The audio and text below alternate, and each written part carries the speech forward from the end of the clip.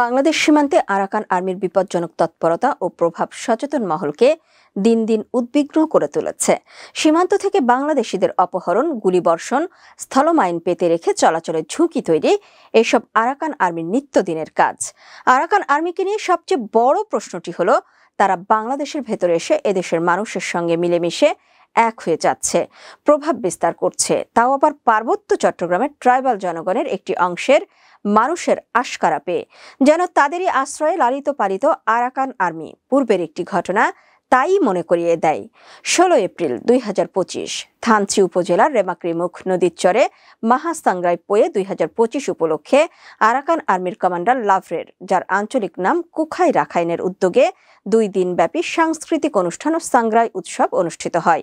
ওই অনুষ্ঠানে বান্দরবানের জেলা পরিষদ সদস্য খামলাইমরো, 1 নম্বর রেমাক্রি ইউনিয়নের চেয়ারম্যান মুই সই ইথুই মার্মা রনি, 2 নম্বর তিন্দু ইউপির সাবেক চেয়ারম্যান মং প্রু মার্মা, জেএসএস সন্তুর থানচি উপজেলা যুব সমিতির সভাপতি ও মার্মা প্রতিনিধি নু মং প্রু মার্মা, রেমাক্রি সরকারি প্রাথমিক বিদ্যালয়ের শিক্ষক উ সৈনিং মার্মা, কক্সবাজার হতে আসা আরাকান আর্মির নেতা মং থুই হ্লা মার্মা সহ স্থানীয় মার্মা ও মিয়ানমার থেকে আসা 90 থেকে 100 জন আরাকান আর্মির সদস্য উপস্থিত ছিলেন।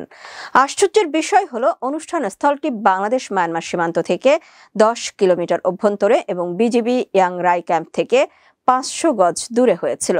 অনুষ্ঠানে আরাকান আর্মিকে যোগদান না করার জন্য অনুষ্ঠানের আগের দিন আরাকান আর্মির প্রতিনিধি মং সাইকে অনুরোধও করা হয়, কিন্তু তারপরও ওই অনুষ্ঠানটি তারা স্বাচ্ছন্দ্যে করে মিয়ানমার ফিরে যায়।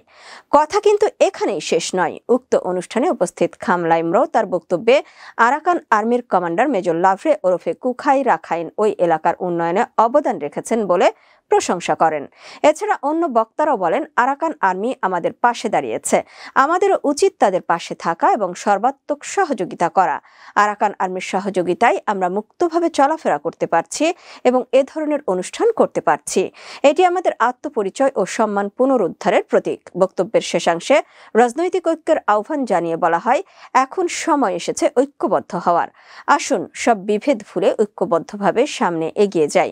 ওই ঘটনার পর্যালোচনায় নিম্ন বর্ণিত বিষয়গুলো সম্পর্কে স্পষ্ট ধারণা পাওয়া যায়। পার্বত্য চট্টগ্রামের পাহাড়ি জনগোষ্ঠীর কাছে আরাকান আর্মি মুক্তির প্রতীক হিসেবে প্রতিষ্ঠা পেতে শুরু করেছে। স্থানীয়দের মধ্যে আরাকান আর্মির প্রভাব দিন দিন বৃদ্ধি পাচ্ছে।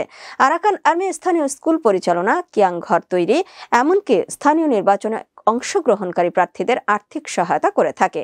এমনকি তারা বাংলাদেশের সার্বভৌম কর্তৃত্বকে প্রত্যাখ্যান করে একটি ভিন্ন জাতিগোষ্ঠী ও রাজনৈতিক লক্ষ্যকে সামনে রেখে একীভূত হওয়ার পথে অগ্রসর হচ্ছে, যা শুধু কৌশলগত নয়, বরং বাংলাদেশ হতে আদর্শিক ও রাজনৈতিক বিচ্ছিন্নতার বিপজ্জনক ইঙ্গিত বহন করে। আরাকান আর্মি রোহিঙ্গা মুক্ত রাখাইন গড়ার পাশাপাশি বাংলাদেশের পাহাড়ি জনগোষ্ঠীর ওপর প্রভাব বিস্তারের মাধ্যমে তাদের সম্প্রসারণবাদী মানসিকতার প্রকাশ ঘটিয়েছে ওই অনুষ্ঠানের মাধ্যমে। আরাকান আর্মি স্থানীয় উপজাতি সম্প্রদায়কে নিজেদের রাজনৈতিক ও সামরিক অংশীদার হিসেবে উপস্থাপন করেছে। নানা প্রয়োজনে আরাকান আর্মি বাংলাদেশের স্থানীয় জনগণের মাধ্যমে সহায়তা গ্রহণ করলেও বাংলাদেশ বিরোধী গভীর ষড়যন্ত্রমূলক কর্মকাণ্ডে লিপ্ত রয়েছে, যা আমাদের সার্বভৌমত্বকে প্রশ্নবিদ্ধ করেছে। আরাকান আর্মি থেকে বিভিন্ন অনুষ্ঠানে আর্থিক সহায়তা পাওয়ার কারণে স্থানীয় লোকজন আরাকান আর্মির প্রতি সহানুভূতিশীল হচ্ছে। মাহাসাংরাই পোয়ে 2025 অনুষ্ঠানে আরাকান আর্মির ব্যাচ ও সামরিক পোশাক পরিধান করে উপস্থিতি এবং স্থানীয়দের আর্থিক সহায়তা প্রদান তারই বড় প্রমাণ। ফলে প্রশ্ন উঠেছে, প্রতিবেশী দেশের রাষ্ট্রদ্রোহী সশস্ত্র গ্রুপ কি করে একটি স্বাধীন দেশের অভ্যন্তরে নির্বিঘ্ন অনুষ্ঠান করে স্থানীয় জনগণকে বিভিন্ন সাহায্য সহযোগিতা করে, আবার সেখানে স্থানীয় জনপ্রতিনিধিরা কি করে একীভূত হয়ে তাদের সঙ্গে আনন্দ উৎসব করে। শুধু তাই নয়, আরাকান আর্মির আন্তরিকতায় জনপ্রতিনিধিরা উচ্ছ্বাস করেন এবং আগামী দিনে একসঙ্গে পথ চলার অঙ্গীকার করেন। এসব কিসের অভিপ্রায়? ওই চিহ্নিত গণপ্রতিনিধিরা কি আইনি জবাবদিহিতায় আসবেন না? এমন কর্মকাণ্ড সচেতন সমাজকে ভাবিয়ে তুলেছে। আরাকান আর্মির এসব আশ্রয় প্রশ্রয় নির্বিঘ্ন চলাচল এখনই প্রতিরোধ না করা গেলে ভবিষ্যতে রাষ্ট্রের সার্বভৌমত্ব বিষয়ে প্রশ্ন হয়ে দাঁড়াবে। তাই অনতিবিলম্বে বিষয়টি গুরুত্বের সঙ্গে রাষ্ট্রপক্ষের ভেবে দেখা দরকার।